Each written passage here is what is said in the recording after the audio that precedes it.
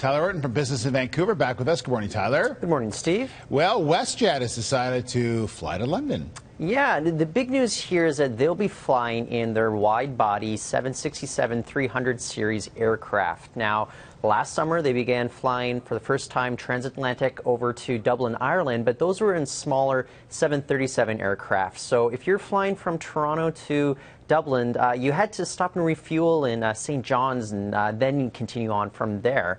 So this is really going to change how WestJet's going to be pursuing the European market, and it has been pursuing the European market pretty aggressively.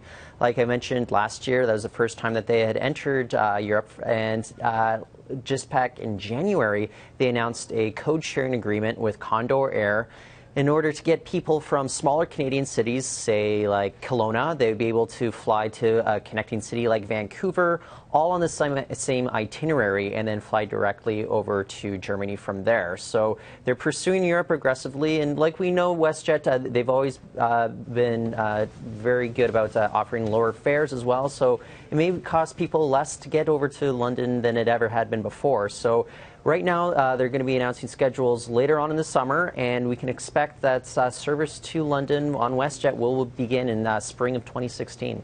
Okay, well, we'll look forward to keeping an eye on how that works out for WestJet. And I know you'll be back in an hour, Tyler, with more business news and more retail bad news. The Gap having some problems, so we'll talk about that.